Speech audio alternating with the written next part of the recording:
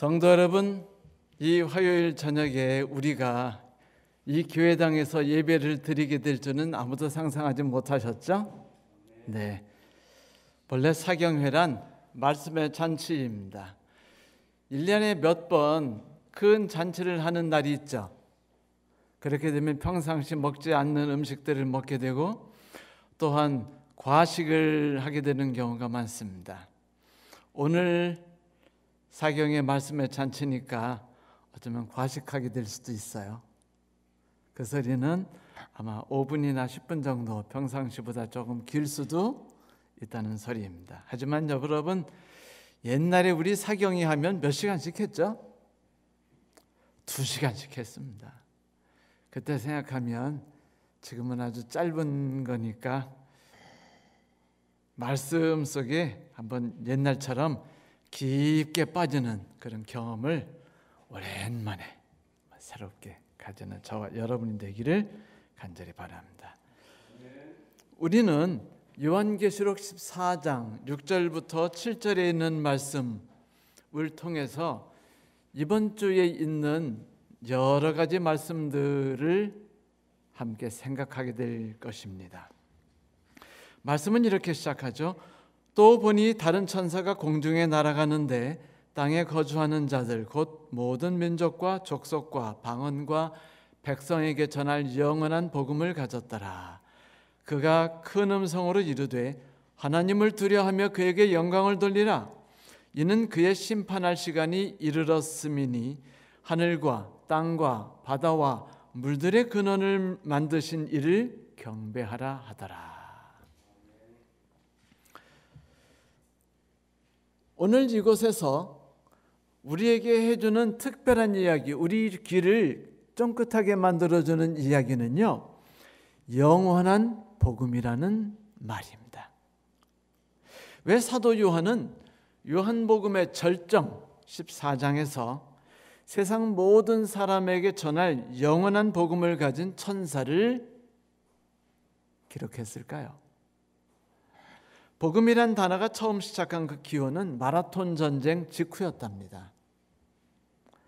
기원전 490년 그리스가 마라톤에서 페르시아와의 전투에서 대승을 거둔 다음에 그 병사 페이디피데스가 36.km 그 긴 거리를 무자비하게 달려서 그리스에 도착해서 수많은 사람들이 가슴이 조마조마하면서 전쟁의 승리냐 패배냐 결과를 기다리고 있는데 그가 달려와서 외친 말이 우리는 이겼노라라는 거 말한 것이었습니다. 그리고 그는 쓰러져 죽었어요.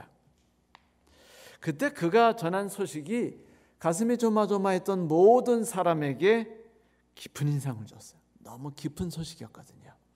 그래서 그 사건 뒤에 사람들에게 새로운 단어가 각인이 됐다고 합니다. 그건 바로 복된 소식이라는 말이죠. 이후 세계 역사에서 가장 위대하다고 인정받았던 로마를 비롯한 모든 지중해 국가에서는 대제국들은 한결같이 복음이라고 하면 기쁘고 좋고 반가운 소식으로서 특별히 황제가 등극하거나 왕이 아들이 태어나거나 나라가 전쟁에서 이겨서 승전보를 알리게 될 때 위대한 신전을 짓고 모든 사람이 함께 경축을 하게 될 때 전령관이 말을 타고 쉬지 않고 달려서 전국 각지로 퍼져나가서 소식을 전할 때 사용하는 말로 쓰이기 시작했답니다. 마라톤 사건 이후에 왕은 그 당시면 항상 그런 복음을 전할 때면 시민들에게 특별 하산품으로 금화라든지 음식을 선물했고요. 죄수들에게는 사면을 주어서 모든 사람들이 함께 이 일로 인해서 진정으로 기뻐할 수 있게 해주었다고 합니다. 자, 여러분 그렇다면 성경에서 복음이라는 말은 어떻게 시작됐을까요? 성경에서는 그 기원을 복음이라는 단어의 기원을 무려 6,000년이라는 먼 시간 오래전에 두고 있습니다. 우리는 그 시작을 창세기 3장에서 볼 수 있죠. 에덴 동산 중앙에 있던 선악과에 달려있는 탐스럽고 아름답게 보이는 열매 앞에 서서 하와는 하나님께서는 왜 저 열매를 먹지 말라고 하셨지? 이유가 뭘까? 하나님이 나를 우습게 보시는 걸까? 왜 나에게 이유를 밝혀주고서 먹어라, 이거는 이렇게 좋으니까 먹고 저거는 저렇게 하면 안 되는 것이 이해가 가지, 그러니까 먹지 마, 이렇게 말씀하시면 이성을 갖고 있는, 멋진 이성을 갖고 있는 나로서 잘 따를 것이 아니야? 그런데 왜 하나님은 내게 이유를 가르쳐 주지 않고 무조건 해 라고 명령하셨을까라는 발칙한 생각을 했어요. 하와가 품었던 갈등과 고민은 바로 하나님의 절대적인 권위를 부인하고 인간 자신의 지혜와 판단 스스로를 신뢰하는 것에부터 시작했습니다. 그녀는 사단의 조언에 따라서 매사 생활 속에서는 꼭 거기까지 하나님과 가까이 해야겠습니까? 그렇죠? 그분의 지혜와 법도를 의지하는 삶을 버린 거예요. 과감히 일상생활에서 하나님이 별 필요가 없을 그런 삶에서는 좀 하나님 없이 살아보겠다는 것이죠. 그리고 너무도 무모하게도 자신의 이런 결심, 굳은 결심의 징표로 선악과를 따먹었습니다. 우리 최초 조상은 선악과를 따먹음으로 하나님과 그리고 모든 피조물 앞에 이렇게 선언한 것이죠. 우리는 우리 인간의 노력만으로 우리 자신의 삶을 더 나은 삶으로 이끌어 갈 것입니다. 이를 굳게 선언합니다. 우리는 우리의 조상 아담과 하와가 선악과가 엄숙하게 명령하는 대로의 하나님의 주권과 그분의 사랑과 그분의 무한하신 지혜를 인정하려 하지 않았음을 너무도 잘 알고 있어요. 또한 그분들이 오직 자신들만의 지혜와 능력과 상식과 노력을 너무 존중했기 때문에 하나님이 없이 자기들 힘만으로 하나님처럼 되기를 간절히 바랬다는 것을 우리는 잘 알고 있죠. 그리고 그 두 분의 선택 때문에 결국 지구에 죽음과 고통이 찾아왔다는 것도 우리는 잘 알고 있습니다. 그분들이 그 자신들의 선택으로 인해서 자신들이 자신과 후손들을 하나님과 영원히 분리하게 하고 생명의 근원에서 영원히 분리하게 하는 이런 크나큰 위기를 자초했다는 사실을 그때 미리 알았었다라면 얼마나 좋았을까요? 그러면 이 장로님이나 오 집사님이나 김 집사님, 성 집사님, 우리가 이렇게 고생하지 않고 살았을 거 아니에요? 그렇지 않아요? 오늘도 우리는 나이가 들어서 그런지 밥을 먹으면 설사하고 소화는 제대로 안 되고 밤에 잠이 안 오고 이런 일을 그냥 쉬지 않고 하고 있어요. 몸은 계속 저리고 아프고. 여러분, 자, 그 하와와 아담의 과감함이 일으킨 문제가 뭐였을지 상상이 가십니까? 성경 창세기 3장 8절을 보면 이에 그들이 눈이 밝아져 자신들이 벗은 줄을 알고 무화과 나무 잎을 엮어 치마로 삼았더라. 그들이 그날 바람이 불 때 동산에서 거니는 하나님의 음성을 듣고 아담과 그의 아내가 여호와 하나님의 낯을 피하여 동산 나무 사이에 숨은지라 라고 그때 상황을 자세히 성경은 말해요. 절망스러운 상황입니다. 선지자 이사야가 말한 것이 어쩜 그렇게도 그 처참한 상황을 잘 설명해 주는지요. 여호와의 손이 짧아 너희를 구원하지 못함이 아니요 귀가 둔하여 듣지 못함이 아니라 오직 너희의 죄악이 너희와 하나님 사이를 갈라놓았고 너희 죄가 그의 얼굴을 가리워서 너희에게서 듣지 않게 함이시니라. 어찌 그럴 수 있단 말입니까? 자신들이 하나님을 떠나면 그 후손들인 우리들이 역시 똑같이 사망과 고통 속에서 신음할 걸 왜 전혀 예상하지 못했단 말입니까?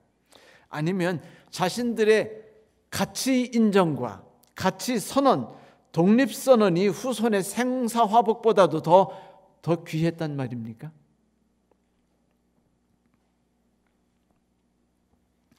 그들이 죄를 범해서 하나님과 관계가 끊어지자 곧 그들은 서로의 관계 속에서 문제가 일어나기 시작했어요.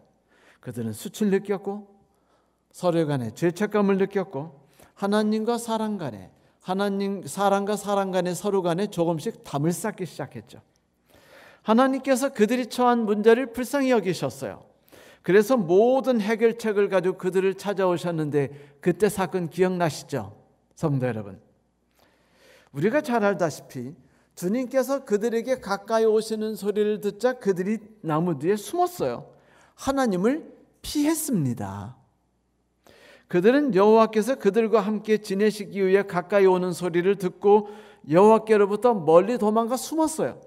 마치 하나님, 우리 일은 우리가 스스로 해결할 거니까 좀 이따 오세요. 아니면 나중에 오세요. 아니, 오지 않으셔도 좋아요. 우리가 지금 무화과나무 잎으로 수치를 가렸잖아요. 기다려보세요. 조금 있으면 우리가 더 멋진 거로 가릴 거예요. 그러더니 요즘엔 우리는요, 정말로 더 멋진 거로 가렸어요. 입생노랑, 비에르 가르댕 이런 거로 가렸지 않습니까? 그래서 우리가 지금 당신의 낯을 피해서 숨은 거예요. 당신이 조금 불편하거든요. 이게 그들의 진정한 고백이에요. 그들이 여호와의 낯을 피하여 숨었단 말은 더욱 우리의 마음을 아프게 만들어요. 우리가 다 죄를 범해서 잘 알고 있듯이 사람이 죄를 지면은요, 이상하게 기도의 처소에 나가기가 껄끄러워지죠. 꺼림직하고 말씀을 읽고 듣기가 좀 불편하지 않습니까? 이상하게 성경을 오늘 읽기 싫고 이상하게 교회 나가는데 불편하죠. 그래서 하루 빠지고 자요. 그렇게 친했던 성도들과 전화를 좀 안 하게 됩니다. 사소한 일로 오해도 받고요. 내가 열심히 앉았고 뭐 내 자리에다가 뭐 특별한 표시해놓고 여기는 내 자리야, 난 여기서 하나님께 예배를 드리고 말씀을 들을 거야 라고 말했었는데 어느 날 보니까 의자가 나 없이 홀로 외로이 앉아 있어요. 이것이 바로 우리 조상인 아담과 하와가 하나님 앞에서 죄를 범하고 그분과 떨어진 뒤에 오는 고통들이었습니다. 그 결과가 어땠는지 우리가 잘 보고 잘 경험했지 않습니까? 보십시오. 우리를 둘러싸고 있는, 우리의 주변을 둘러싸고 있는 이 비참한 상황을 말입니다. 바울이 오죽했으면 오호라 나는 곤고한 사람이로다, 이 사망의 몸에서 누가 나를 건져내랴 라고 외쳤겠습니까? 그 고통을 우리가 좀 이해할 수 있을 것 같지 않아요? 그래도 하나님께 감사드릴 일은요, 창조주 하나님께서 이렇게 나약하고 자기중심적인 인간을 불쌍히 여기셨다는 거예요. 그래서 이 세상을 만드신 창조주로서가 아니라 오히려 구속주로서 우리에게 다가오셔서 우리를 살리려 하셨으니 성경 어느 곳에 죄가 많은 곳에 은혜가 풍성하다고 한 말이 이 말씀인가 싶습니다. 이렇게 그분이 찾아오셔서 복음이 시작됐어요. 뭐가 시작됐다고요? 복음이 시작된 겁니다. 복음은 인간의 어리석은 이기심에 대한 거룩하신 하나님의 무한한 사랑과 의의 반응으로부터 시작한 것입니다. 그렇게 창조주 하나님께서 우리 인간에게 구원자 하나님으로 나타나셨을 때 영원한 복음, 요한계시록 14장에 말했던 영원한 복음이 시작됐던 것이죠. 사랑하는 성도 여러분, 그때 아담과 하와에게 다가오셨던 것과 그들에게 선포하셨던 그 많은 축복들과 그리스도께서 우리 죄를 위해서 십자가 위에서 비참하게 대신 돌아가실 것이라는 것, 이 모든 것을 통틀어서 우리가 어찌 복음이라고 말하지 않을 수 있겠어요? 복된 소식 아닌가요? 아니, 우리에게 복음 외에 어떤 다른 말로 그날 하나님께서 우리에게 해주신 모든 일들을 표현할 수 있겠습니까? 그렇지 않습니까? 이제 우리는 말세를 맞이하는 때에 살게 됐어요. 어헌 6,000년이 지났습니다. 이 무너져가는 세상을 우리가 잘 보고 있죠. 무너지는 사람 관계를 우리가 보고 있습니다. 그 영혼과 육체가 고통당하는 이 시대의 모든 사람에게 가장 필요한 게 뭔지 아세요? 복음입니다. 이제 정말로 우리 시대에 가장 필요한 복음이 무엇인가에 대해서 많은 사람들이 그것을 갈구하고 고민할 때 요한계시록 14장에서는 드디어 천사가 나타났어요. 하늘 위에. 그리고 크게 외쳐서 말하고 있습니다. 영원한 복음을 가진 천사가 외치고 있다고 말이죠. 그래요. 우리 귀에 쏙 들어오는 말이에요. 뭐라고요? 영원한 복음. 여러분, 여기서 말하는 영원한 복음이란 창세기 3장에 나타나는 바로 그 영원한 복음입니다. 모든 걸 파괴하고 모든 걸 무너뜨렸던 인간에게 하나님께서 긍휼하심과 불쌍히 여기심으로 다가가셔서 그들을 감싸 안으셨고 그들에게 축복하시며 그들을 위해 당신께서 대신 생명을 바치겠노라고 해주셨던 그 위대한 순간, 위대한 선물, 그 영원한 복음을 요한계시록 14장에서 다시 이야기해 주는 겁니다. 그러므로 우리는 요한계시록 14장을 공부할 때는 이 영원한 복음이 무엇인지부터 마음속 깊이부터 다시 한번 끄집어내 가지고 그걸 한번 되새김질해 봐야 돼요. 그 맛을 다시 한번 음미해 봐야 합니다. 그 씹었을 때 거기서 터져 나오는 그 맛을 다시 한번 음미하고 느껴봐야 돼요. 계시록에 나타난 천사가 외치는 영원한 복음은 우리의 눈길과 마음을 태초에는 영원한 복음으로 향하도록 만들어준다는 것 잊지 마십시오.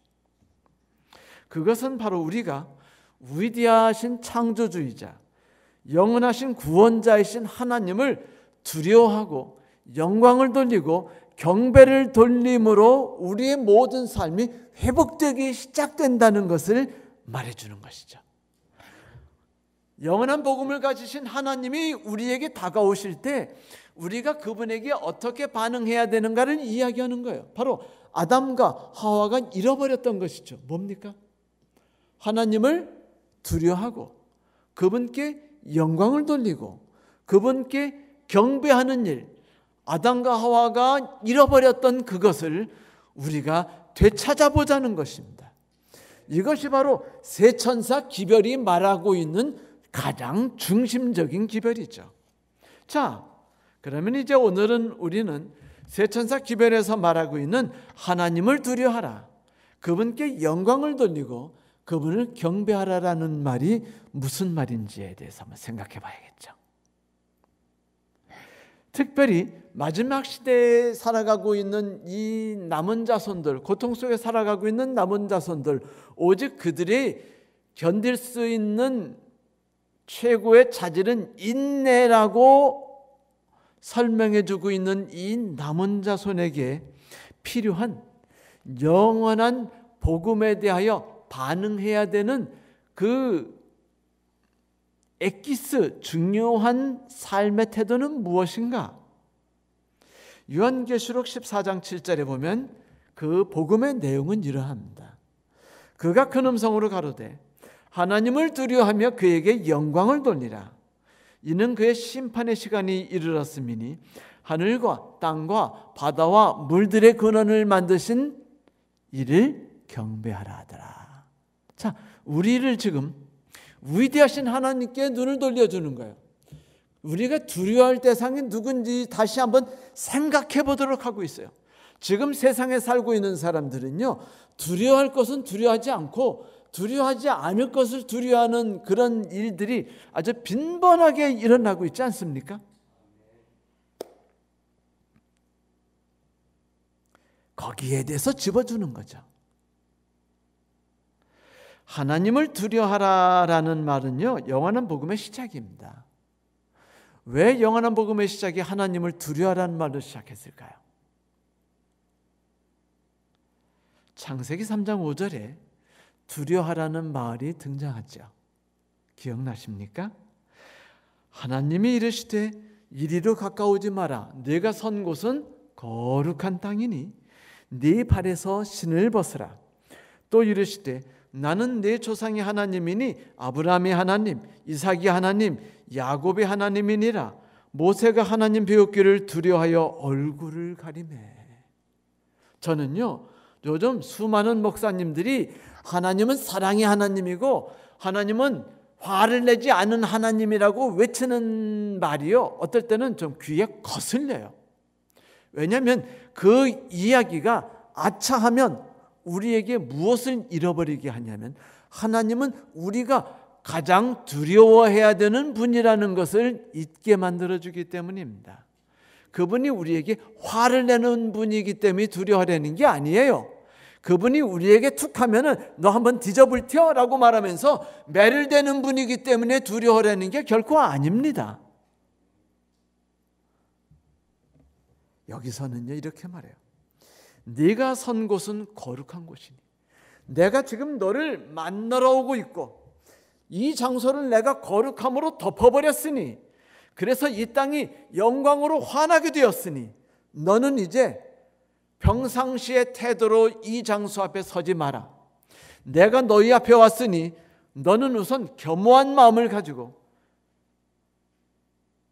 발에서 신발을 벗어라.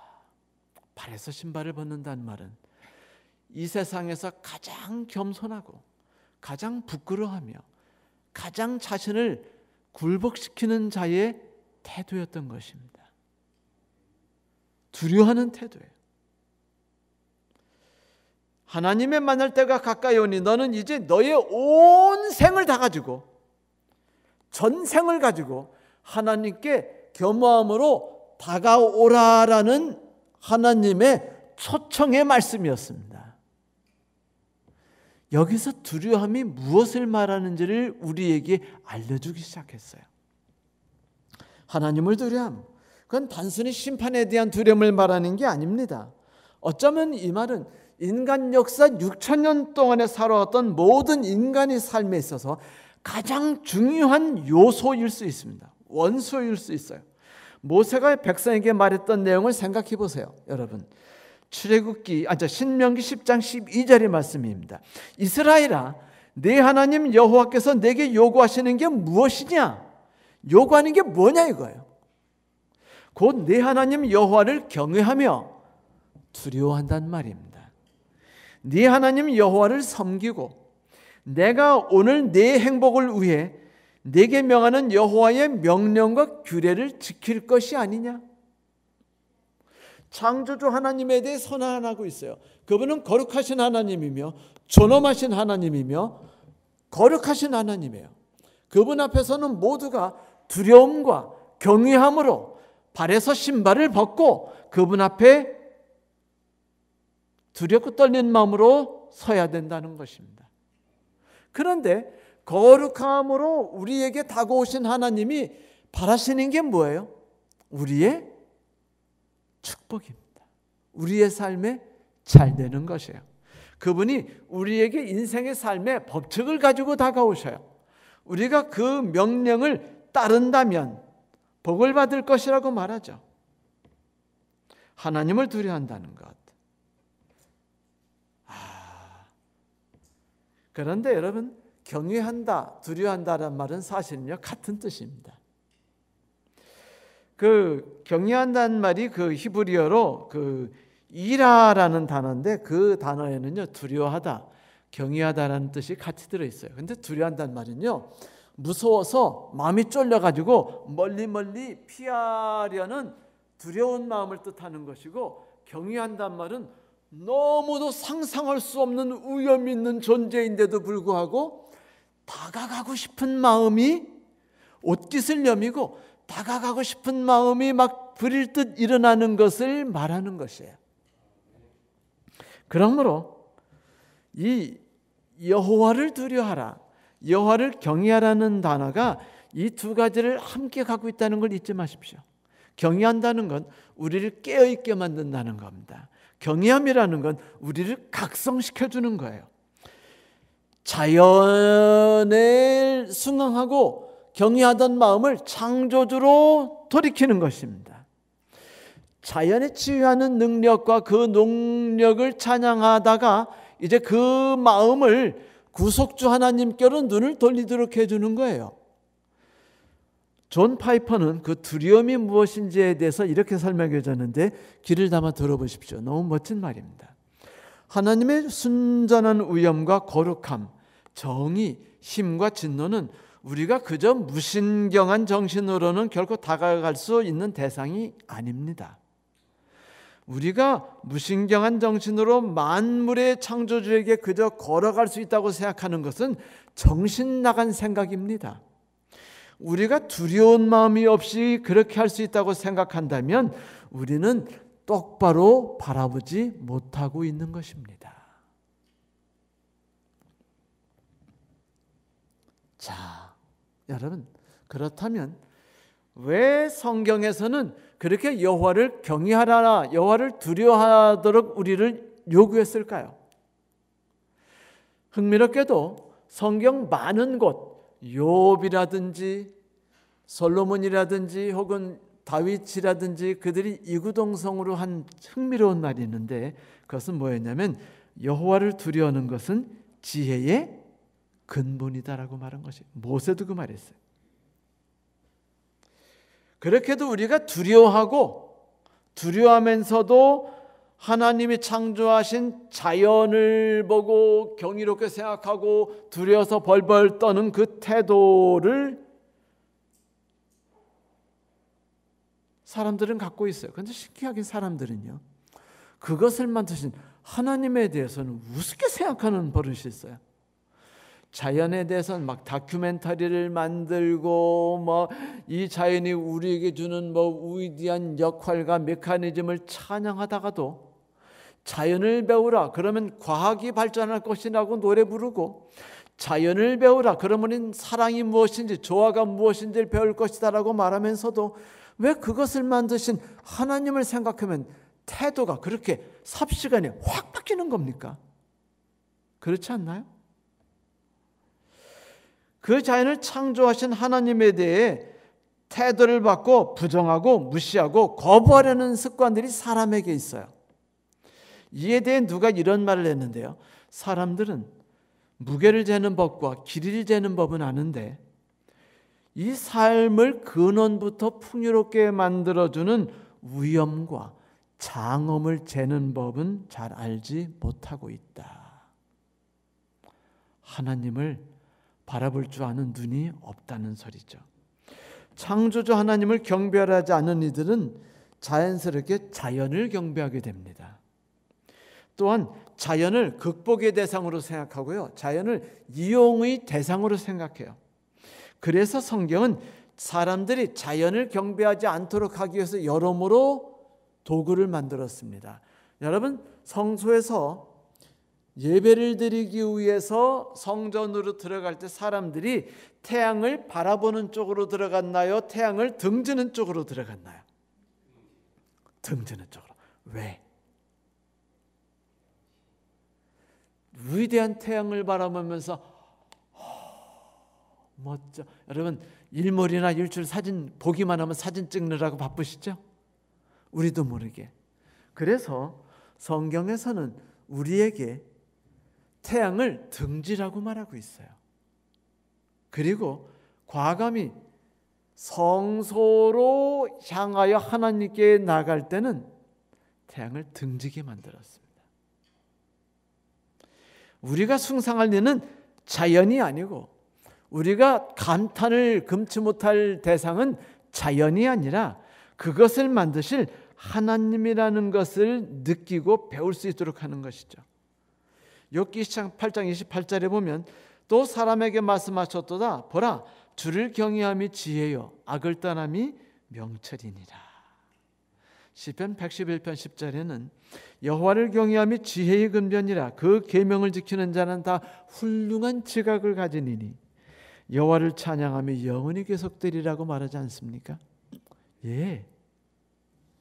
경외하는 것, 두려워하는 것은요, 하나님을 하나님으로 모시는 태도입니다.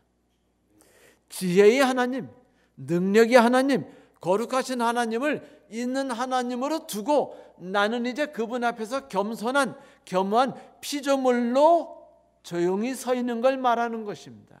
무릎 꿇고 신발을 벗고 있는 태도를 말하는 것이에요. 그때서야 비로소 우리는 자연을 바라보지 않고 자연을 만드신 창조주를 통해서 내가 왜 만들어졌는지, 우리가 왜 만들어졌는지, 하나님께서 우리를 통해서 바라시는 게 뭔지, 하나님께서 우리를 창조하시고 존재케 하셨을 때 명령하신 것이 무엇인지, 생존하라 명령하신 뜻이 무엇인지를 깨닫는 것이 바로 경외함입니다. 그것이 바로 두려움이 있죠. 그것이 바로 지혜입니다. 자, 그것이 지혜라는 걸 밝히 보여주는 것이 로마서에서 자세히 나타나고 있어요.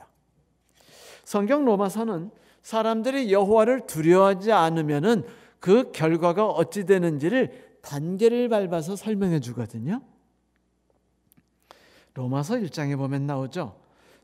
성경에서는 여호와를 경외하고 두려워하는 것이 지혜의 근본이라고 말했다면, 여러분, 여호와를 경외하지 않고 두려워하지 않는 건 뭘까요? 우둔함의 시작이겠죠. 하나님께서 꿈꾸시고 계획하시고 설계하시고 명하시고 이루셨으니까 그 안에 사는 모든 생명체들은 당연히 그분이 명하신 뜻 안에서 살아야 그것이 정상 아닙니까? 그것이 진정한 지혜가 아니겠어요? 서로 미워하고 억울해하고 분통 터지는 게 어찌 지혜겠습니까? 오히려 서로 인정하고 받아주고 이해하고 불쌍히 여기고 서로가 있음을 인해서 감사하는 게 진정한 지혜가 아니겠어요? 그것은 단순히 선이 아니라 지혜이고 선한 생활이 아니라 지혜의 생활입니다. 우리가 들고 있는 이 성경은 거듭거듭해서 말해주고 있어요. 그 뜻을 벗어나는 것이 얼마나 위험하고 무서운지를, 사실 우리는 그것을 역사를 통해서 우리 주변의 환경을 통해서 잘 보았죠. 2019년 6월 10일 가디언지 보도에 따르면 인간이 식물을 아주 빠르게 파괴를 시키고 있대요. 그리고 너무나 빠르게 파괴시키고 있어서 식물이 급속도로 사라지고 있답니다. 물론 그 반대급부로 그것으로 인해서 인간의 삶이 급속도로 파괴되고 있답니다. 전 세계 식물 생태계를 조사했던 박사들은 식물에 관한 인간의 무지가 얼마나 무서운지를 우리가 알아야 된다라고 말했습니다.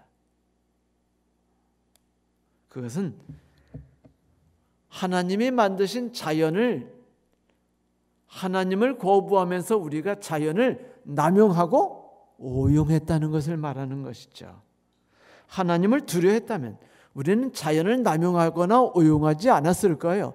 의사가 말하는 걸 우습게 생각하면 우리가 어떻게 하죠? 의사가 준 약을 딱 2번 먹고 3일치 먹으랬는데 2번 먹고 나머지는 그냥 버려버립니다. 의사의 말을 우습게 생각하니까. 우리 아들이 편도선이 점점 커졌어요. 병원에 갔더니 수술해야 된대요. 근데 그분이 말하기를 감기가 걸리면 의사가 3일치 약을 주죠? 네. 그런데 분명히 하루치 먹다가 끝내셨죠? 아픈 거 멈췄으니까? 네. 그러면 편도선이 낫는 것 같지만 편도선이 가라앉는 것이 멈춰버립니다. 그 뒤에 또다시 감기가 걸리면 편도선이 또 붓고, 약을 3일치 먹여야 하는데 또 하루치 먹었고 편도선이 붓고 멈추고 붓고 멈추고 붓고 멈추고, 그리고 잘라야 되죠. 의사의 말을 우습게 생각해가지고 우리가 무식해가지고 우리 아들의 몸을 망가뜨렸어요. 그게 마음이 참 아팠습니다. 여러분, 하나님을 우습게 여기면은요, 인간은 스스로를 우습게 만들어요. 우리 자신을 오용하고 남용하게 됩니다. 로마서 1장 18절부터 20절을 볼까요? 하나님의 진노라고 그러죠. 그건 심판을 말하는 것이죠. 불의로 진리를 막는 사람들의 모든 경건치 않음과 불의에 대해 하늘로부터 나타나느니 이는 하나님의 알만한 것이 그들에게 보임이라. 하나님께서 이를 그들에게 보이셨느니라. 창세로부터 그의 보이지 않는 것들 곧 그의 영원하신 능력과 신성이 그가 만드신 만물에 분명히 보여 알려졌나니. 창조주 하나님을 이야기하죠. 그러므로 그들이 핑계하지 못할지니라라고 말하고 바울은 이제 그 메커니즘을 이야기해요. 먼저 그는 모든 경건치 않음에 대해 공격합니다. 경건치 않다는 건 하나님의 존재를 부인하는 거예요. 난 하나님이 계시다는 걸 인정할 수 없어. 하나님이 언제 내 삶에 간섭하신 적이 있나? 내가 어려울 때 도와주신 적이 있어? 난 하나님의 존재를 인정하지 않을 거야. 이렇게 외치고 또 그렇게 믿으려다 보니까 자꾸 허황된 이론을 만들게 돼요. 그렇죠? 그 이론 중에 하나가 뭐죠? 진화론입니다. 경건치 않음에 대한 헬라어는 그 아세이베이안이라는 건데, 이것은 하나님을 하나님으로 인정하지 않고 하나님을 경외하지 않고 하나님을 두려워하지 않는다는 겁니다. 이렇게 되면은요, 이 사람은 자연적으로 어떤 행동, 두 번째 단계로 어떤 행동에 빠지냐면 불의한 삶에 빠져요. 불의하다는 건 뭐냐면 하나님의 뜻에 대해서 부정한다는 뜻입니다. 처음에 하나님에 대해서 거부하면 하나님의 뭐에 대해서도 거부해요? 뜻에 대해서. 하나님의 자연에 대한 법칙을 거부해요. 하나님의 인간의 삶을 위해서 만드신 법칙을 거부합니다. 그러다 보니까 우리는 생태계를 파괴하는 거예요. 지금 만물이 모두 파괴되고 있는 것은 인간이 하나님을 두려워하지 않았고 하나님의 뜻을 거부했기 때문에 일어난 사실이 아닙니까? 하나님을 알면서도 하나님을 하나님으로 영화롭게 해드리거나 감사를 드리기는커녕 오히려 생각이 허망해져서 그들의 지각 없는 마음이 어두워졌습니다. 그들은 스스로 지혜가 있다고 주장하지만 실상은 어리석은 사람이 되었죠. 그들은 썩지 않는 하나님의 영광을 썩어 없어질 사람이나 새나 네발짐승이나 기어다니는 동물의 형상으로 바꿔놨습니다. 그들은 여호와를 경외하지 않았어요. 결국 하나님의 뜻을 따르지 않았습니다. 하나님을 경외하지 않았어요. 그리고 엉뚱한 걸 경외합니다. 인간의 힘을 경외하고 인간의 상식을 경외하며 자연을 두려워하고 자연을 경외합니다. 그리고 그것을 극복하고 그것을 시기하고 그것을 미워하지요. 하나님께서 이 땅에 자연과 사람을 두신 데는 중요한 이유가 있지 않습니까? 사랑을 나누고 불쌍히 여기며 조화를 사랑하는 것. 그래서 하나님의 능력이 사람을 통해서 자연과 사람에게 자연스럽게 흘러가게 하는 것. 바보처럼 사람들은 이 모든 걸 쓰레기통에다 다 구겨가지고 집어 던져버린 거예요. 그 결과 허황한 진화론을 만들고 대단한 일은 아니야 라고 생각했습니다. 진화 사상을 만들었죠. 하나님을 경배하는 대신에 이렇게 말하게 됐습니다. 하나님 별거 아니야. 하나님과 인간의 차이는 시간일 뿐이야. 이제 이 세상은 하나님이 없이 우리가 만들어 나갔고 곧 우리는 천국을 만들게요. 옛날에 말하지 않았어요? 기다려봐. 우린 달나라도 가고 우린 저 해외도 갈 거고 영원히 살 수 있고 그리고 알약 하나만 먹으면은 하루를 지낼 수 있도록 만들어 버릴 거야. 200살 사는 거는 자연스럽게 만들 거야. 네. 그런데 질병은 끝없이 생기죠. 이제 우리가 웬만한 거 다 이겼다고 하니까 또 요즘 작년 올해 우리 괴롭힌 건 뭡니까? 코로나. 아무것도 우리는 극복하지 못하고 있어요. 이제 사람들은 인간의 역사가 진화라는 과정 속에 일어났다고 주장하면서 우리는 형편없는 삶부터 시작했어.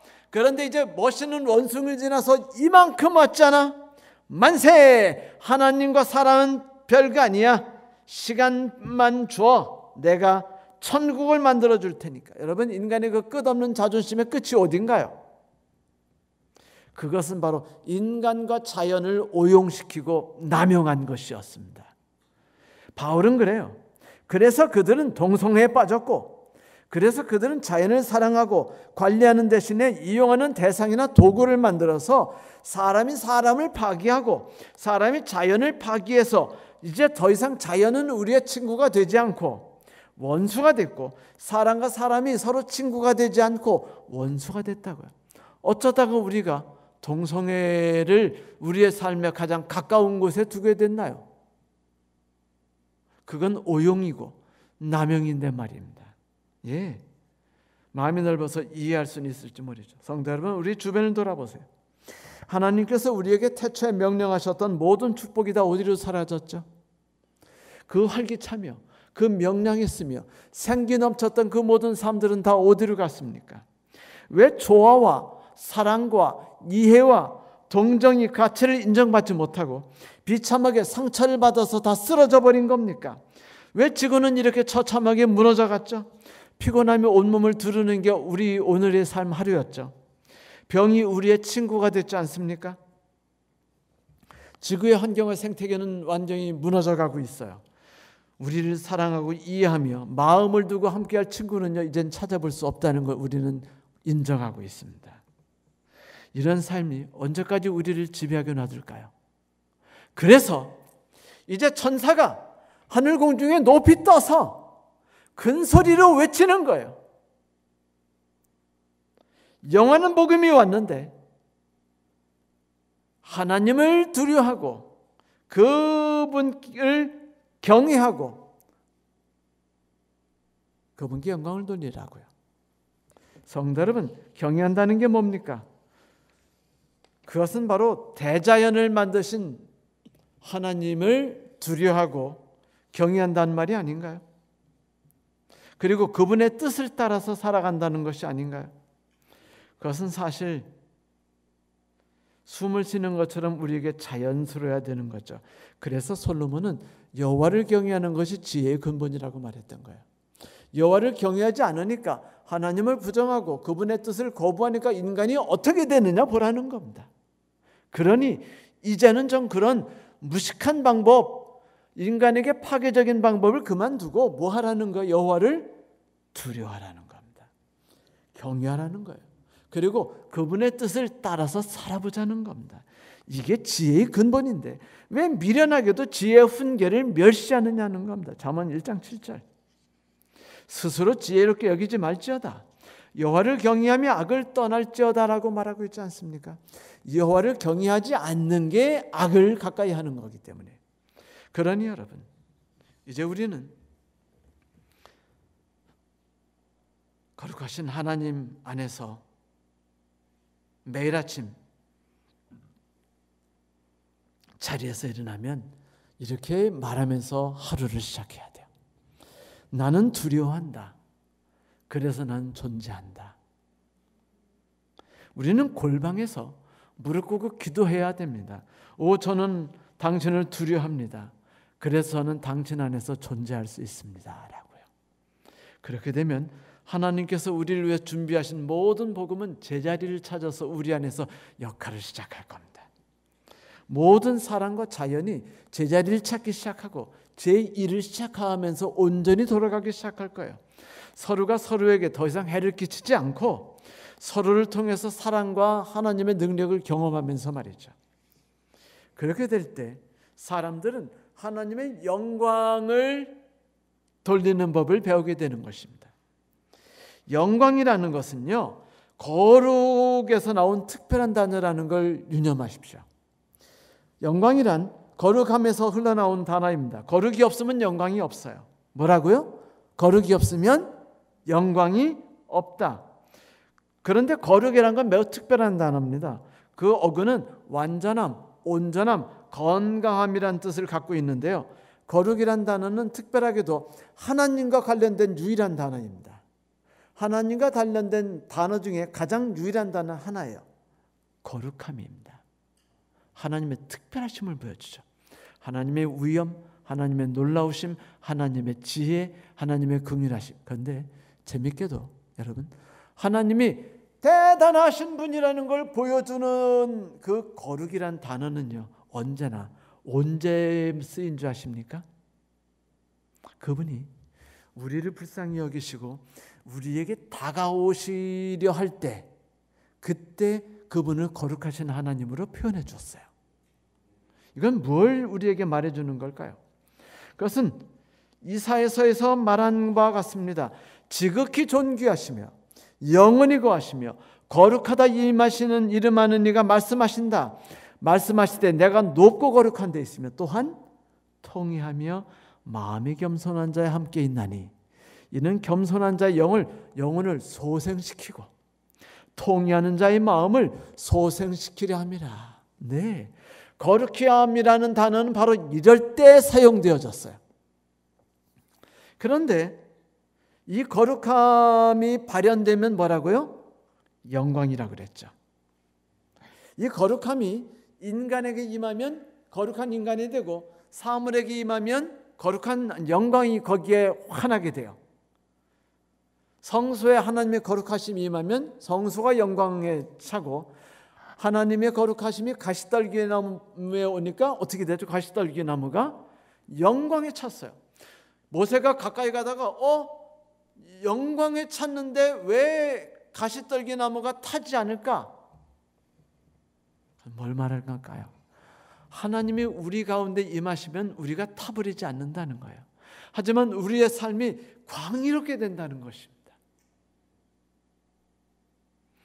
모세가 불타는 가시떨기 나무를 봤어요. 하나님의 영광이 발현될 때 그가 그것에서 무릎을 꿇었죠. 똑같아요. 세상 모든 사람들은 하나님의 영광을 볼 때 비로소 그 앞에서 무릎을 꿇고 겸허한 마음을 가질 수 있게 돼 있어요.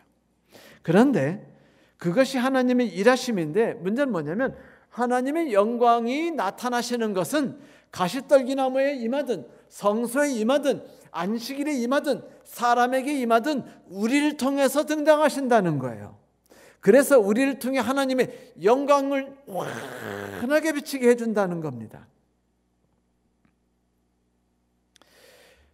성경 마태복음 5장 16절에 이렇게 말했죠. 이같이 너희 빛이 사람에게 비추게 하여 그들이 너희 착한 행실을 보고 하늘에 계신 너희 아버지께 영광을 돌리게 하라. 맞아요. 하나님이 임하시면 거기서 영광이 비춰지고 그 광의로운 영광으로 사람들이 하나님을 알게 돼요. 하나님의 거룩하심을 알게 됩니다. 그분의 놀라우신 사랑을 맛보게 돼요. 그분이 우리를 불쌍히 여기심을 느끼게 됩니다. 그래서 사람들이 전율하게 되고 눈물을 흘리게 되고 마음을 저미게 되고 그리고 겸손하게 그분 앞에 무릎을 꿇게 되죠. 자신의 삶을 돌이킬 수 있게 되는 것입니다.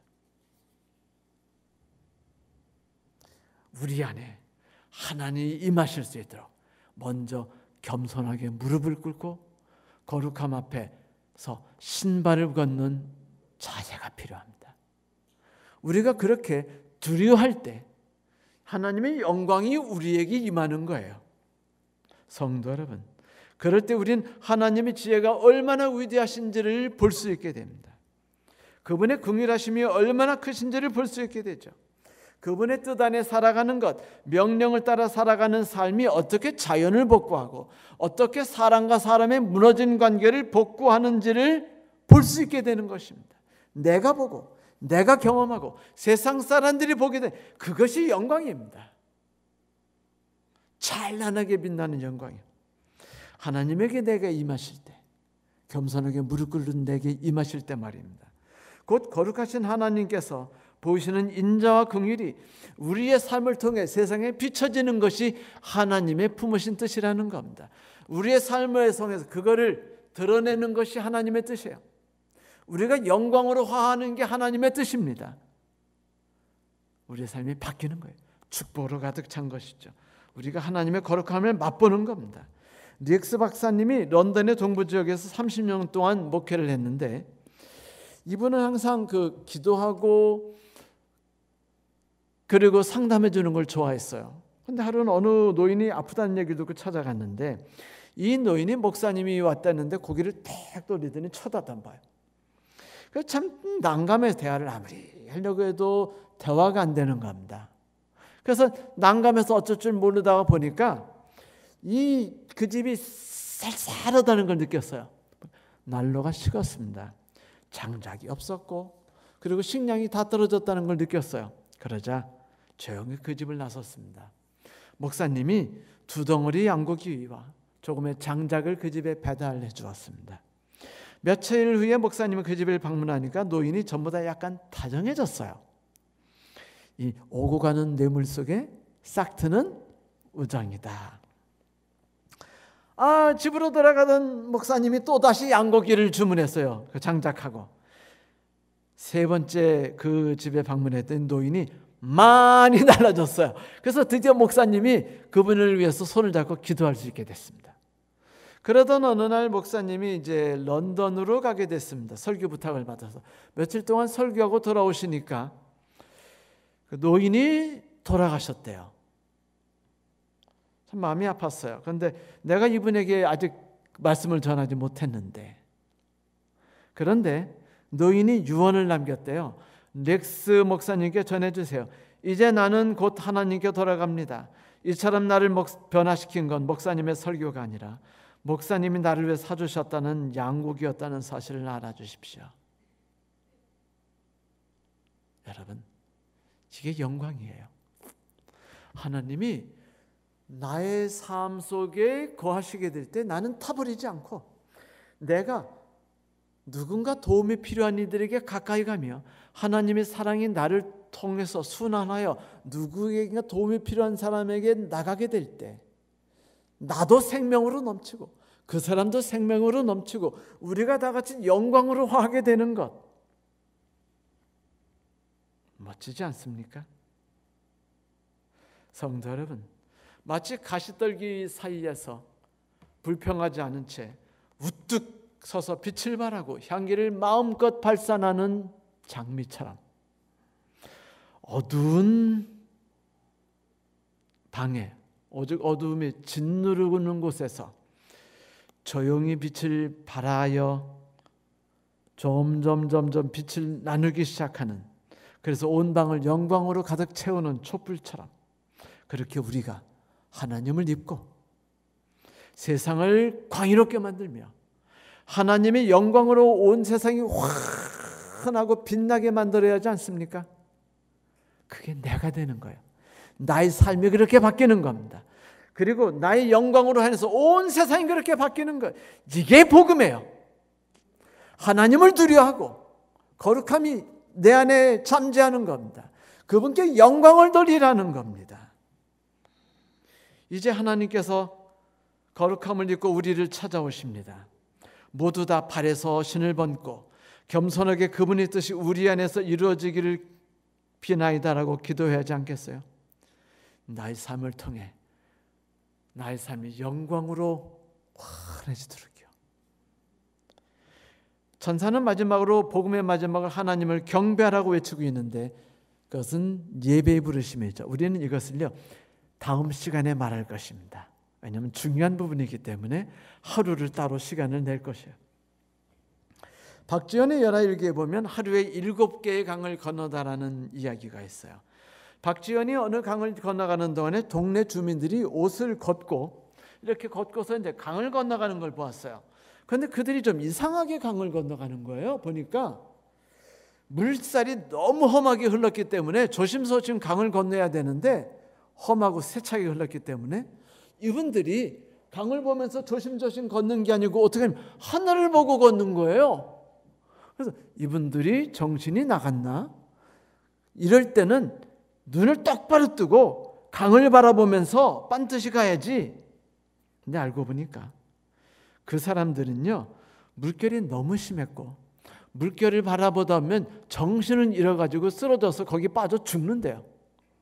그래서 이들이 험한 이 세상 그 강물에 그것을 바라보고서 기절에 쓰러지지 않고 오로지 하늘을 바라봄으로 그 험한 삶을 겪고 이겨나가서 지나갈 수 있었다는 것이었어요. 이것이 참 박지원은 특이하다고 생각했어요. 저는 이것이 놀라운 지혜라고 생각합니다.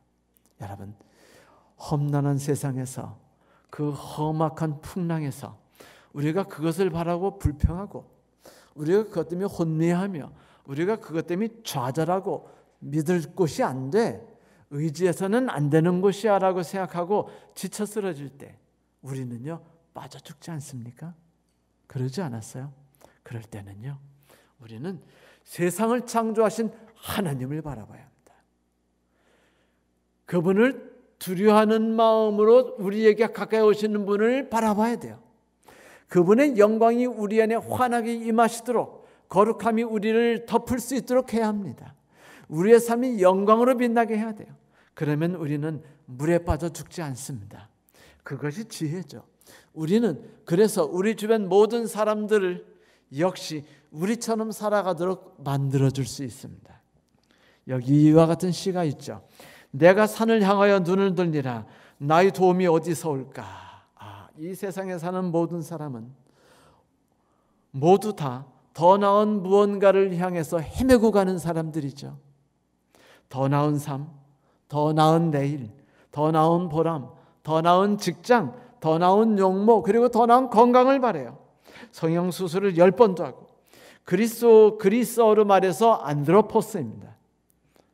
위를 바라보는 사람, 그걸 이루기 위해서 성도 여러분, 영원한 복음이 오늘 우리에게 말해주고 있습니다.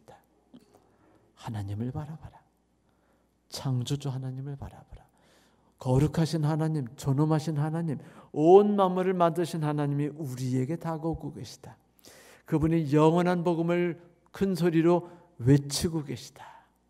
그 세상을 울리는 그 영원한 복음에 우리 귀를 기울여서 그 복음에 말해주는 것에 우리 귀를 열어서 그로 인해서 우리 삶이 바뀌는 경험을 해봐야 하지 않겠습니까?